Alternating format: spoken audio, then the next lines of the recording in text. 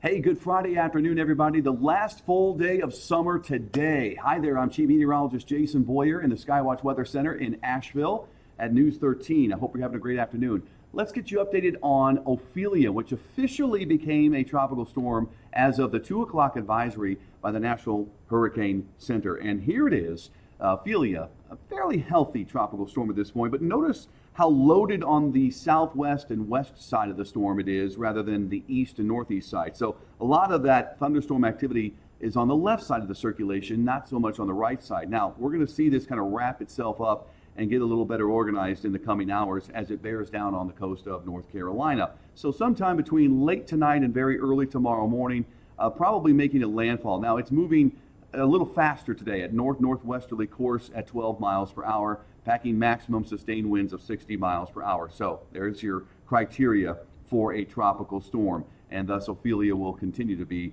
a problem. Now we'll zoom in a little closer to show you that track, and again, it's going to be areas between Wilmington and Cape Hatteras that have the biggest effects from this storm. I'll zoom in a little more and give you an idea of where that landfall most likely takes place, somewhere right near Cape Lookout, which sits right in here. This is Cape Lookout right here. So Cape Hatteras is over here, and then we have Wilmington down here. So it's going to be somewhere around Cape Lookout, it looks like, in terms of a landfall later on into the very early part of Saturday. So Saturday morning, about 8 o'clock in the morning, we'll have a landfall. All right, so let's show you what it looks like in terms of the tropical storm warnings. We have plenty of them that go from the Chesapeake Bay area all the way down the coast to Wilmington, and it involves even areas inland. So this is going to have impacts inland as well, away from the coastline.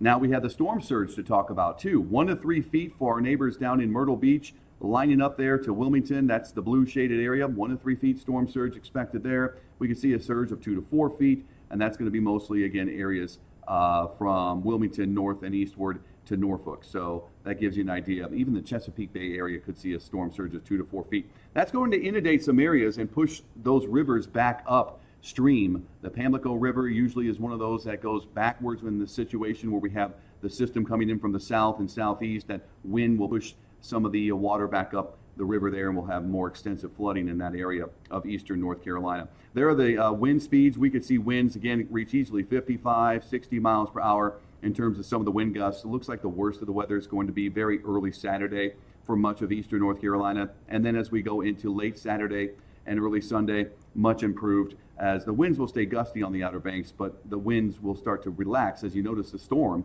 itself is going to weaken. We're going to see a quick weakening of that storm as we go inland with the system. How much rain? Well, rain additionally could be from now through the end of the storm a couple of inches more, maybe several inches in some spots like Norfolk. That's going to cause some flooding in some areas, especially low-lying areas, flood-prone areas. Now, we're also going to have the flooding from the storm surge, as I mentioned, on the Pamlico River. Likely that river will be flooding as well. All right, so let's go ahead and talk about the surf, the dangerous rip currents and surf. We're going to see wave heights that could get up to 20 feet, maybe even higher than that in some spots offshore. So pounding surf is already a problem. Beach erosion is going to be a problem. We're talking highways, again, around the Outer Banks that will likely be closed. All right, bridges might be closed too.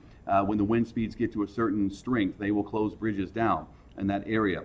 So keep that in mind. Don't plan on traveling to the Outer Banks in the next 24 hours. It's probably not going to be doable. All right, we're going to have beach erosion leading to coastal flooding. That's going to shut down highways that lead along the coast. And we're also going to have issues on the beaches. You probably won't even be able to get in the water, dangerous rip currents, and a lot of big surf. So that's always going to be a problem for anybody who wants to be at the beach and in the water. It's likely you won't be able to do that. So that's the update for now. Ophelia will continue to be a tropical storm until it weakens a little more later on in the day tomorrow, and certainly a problem for eastern North Carolina with all the heavy rain and wind. That's the update. I hope you have a great afternoon. Please click subscribe below and subscribe to my YouTube channel so that you'll get more of these updates when you want them. All right, take care.